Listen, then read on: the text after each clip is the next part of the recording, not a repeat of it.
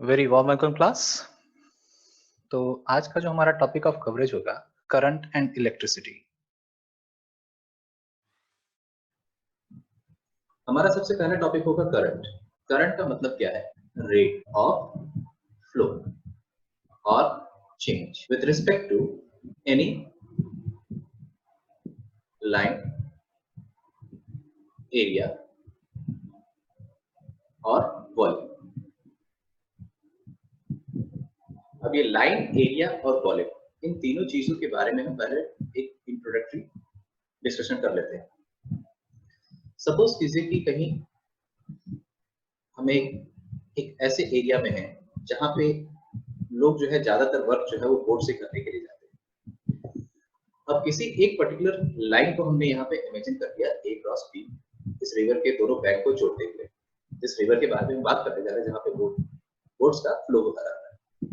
अब यहाँ पे अगर हमें बोट के फ्लो को कंट्रोल करना है तो पहले बोट के फ्लो को जानना जरूरी है कि बोट कितने अमाउंट में फ्लो कर जा रहा है किसी पर्टिकुलर लाइन के।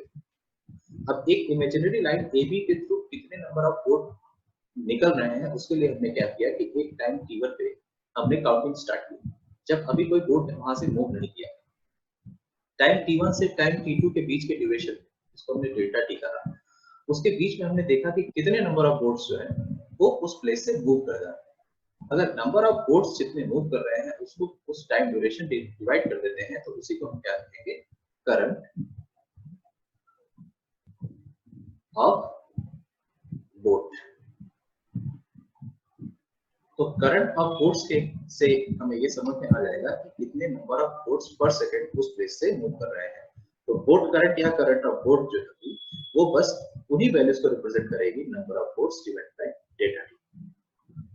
तो ये हो गया किसी एक लीनियर पोजीशन से, यानी किसी लाइन, इमेजिनरी लाइन के थ्रू कितनी नंबर ऑफ बोट्स पास हो रही है या किसी भी नंबर ऑफ एंटिटी की बात हो रही है।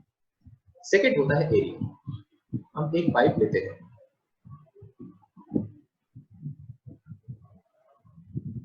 इस पाइप से किसी बड़े मॉलिक्यूल्स के बारे में बात कर लेते हैं। मान लीजिए हम बेरिंग्स लेते हैं, कई ढेर सारी बेरिंग्स ले लेते हैं, छोटे छोटे आयरन के बॉल्स।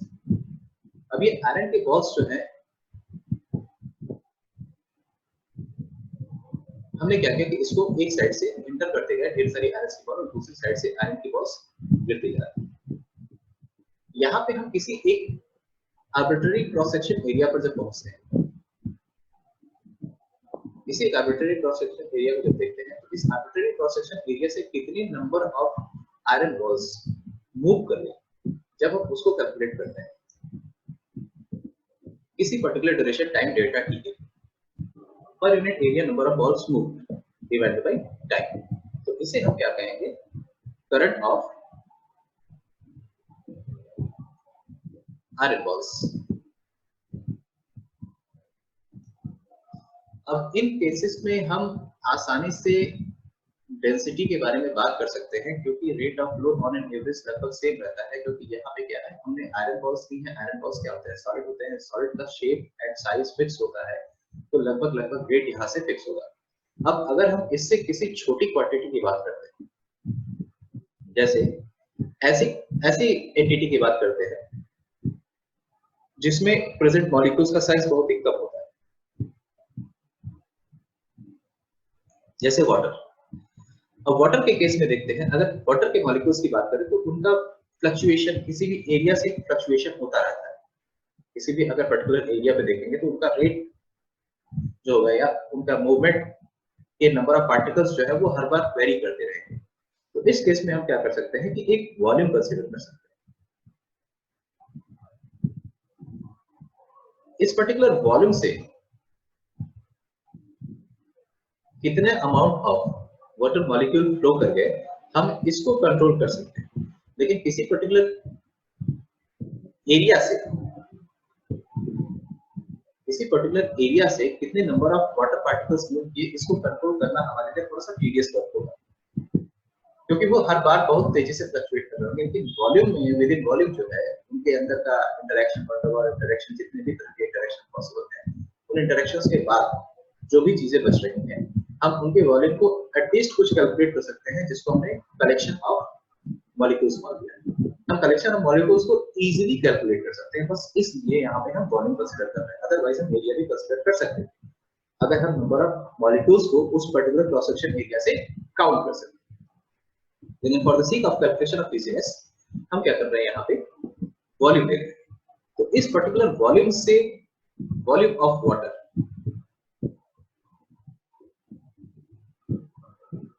कितना फ्लो कर रहा है किसी टाइम ड्यूरेशन में, उसे हम क्या कहेंगे, करंट ऑफ वाटर। तो इस तरह हमने किसी इमेजिनरी लाइन से फ्लो करने वाले बड़ी क्वांटिटीज को देखा, सर्टेन स्मॉलर क्वांटिटीज जिसमें हमने थोड़ी सी साइज शेप एंड ऑब्जेक्ट का छोटा ले लिया, उसमें हमने एरियल मोमेंट देखा। तीसरा, जब हम पार्टिकल की साइज बहुत ही छोटी ले लेते हैं तो उसमें हम किसकी बात कर लेते हैं, वॉल्यूम मोमेंट। इलेक्ट्रॉन्स भी बहुत छोटे होते हैं, अगर इलेक्ट्रॉन्स के बारे में भी बात करें तो इलेक्ट्रॉन्स के मूवमेंट को हम काउंट कर सकते हैं, उसको हम कैलकुलेट कर सकते हैं। इससे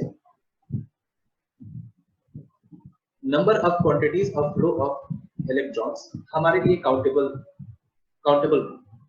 एक number of flow of electron पर यूनिट एरिया हम काउंट कर सकते हैं, क्योंकि हम यहाँ पे वॉल्यूम की बात नहीं कर पाएंगे। क्यों? क्योंकि किसी भी कंडक्टर में अगर हम किसी भी मटेरियल में इलेक्ट्रॉन के फ्लो की बात करते हैं तो हो सकता है वो एक पर्टिकुलर लाइन से बहुत ज्यादा फ्लो कर रहे हो, किसी पर्टिकुलर लाइन से बहुत कम फ्लो कर पा रहे हैं, या कहीं से फ्लो ही ना कर पा रहे हैं। तो उस केस में वॉल्यूम और एरिया में कोई बहुत ज्यादा डिफरेंस नहीं रह रहा। तो यहाँ पे हम पर्टिकुलर सेक्शन के एरिया पे बात कर देते हैं कि किसी पर्टिकुलर एरिया से कितने अमाउंट ऑफ चार्ज जो है वो फ्लो कर रहे हैं। तो rate of flow of charge पर यूनिट एरिया जो है उसे हम क्या कहते हैं, इलेक्ट्रिक करंट। चार्ज कितना फ्लो कर गया पर यूनिट एरिया, उसको हम डिवाइड करते हैं टाइम ड्यूरेशन से, उसे हम क्या कहते हैं, इलेक्ट्रिक करंट। इलेक्ट्रिक करंट की जब भी बात करेंगे तो चार्ज फ्लो पर यूनिट एरिया पे बात करेंगे, ना वॉल्यूम पे ना तो किसी लाइन पे। यही अगर इलेक्ट्रॉन के बारे में बात करें, इलेक्ट्रॉन के फ्लो के बारे में बात करते हैं। अभी तक तो हमने वाटर मॉलिक्यूल के बारे में बात किया, अभी तक तो हमने इलेक्ट्रिक करंट को समझ लिया, लेकिन चार्ज फ्लो कैसे करते हैं, क्या चार्ज इंडिपेंडेंटली एग्जिस्ट करते हैं एनवायरनमेंट में कि नहीं करते हैं, हमें इसे भी समझ लेना जरूरी है। वाटर के एक मॉलिक्यूल के मूवमेंट को हम देख सकते हैं, वाटर गैसेस फॉर्म में भी एग्जिस्ट कर सकते हैं, लेकिन इलेक्ट्रॉन जो है एनवायरनमेंट में इंडिपेंडेंटली नहीं पाए जाते। इलेक्ट्रॉन किसी से एसोसिएटेड होते हैं या डिसएसोसिएटेड होते हैं, यानी किसी के पास ज्यादा होते हैं या किसी के पास कम होते हैं। जिसके पास कम होते हैं उसे हम पॉजिटिव चार्ज कहते हैं, जिसके पास ज्यादा होते हैं उसे हम नेगेटिवली चार्ज कहते हैं। तो इलेक्ट्रॉन एनवायरनमेंट में फ्रीली नहीं पाए जाते हैं, तो उनका मूवमेंट आखिर होता कैसे है, इस तरह के डिपेंडेंट फ्लो कैसे क्रिएट होते हैं, इलेक्ट्रॉन फिर मूव कैसे करता है जब वो इंडिपेंडेंटली एग्जिस्ट नहीं करता है। तो जो चीज इंडिपेंडेंट नहीं है उसके मूवमेंट को हम कैसे समझेंगे, इसका डिस्कशन हम कंडक्टर एंड इंसुलेटर टॉपिक में करेंगे, जो कि इसका नेक्स्ट टॉपिक होगा। Thank you.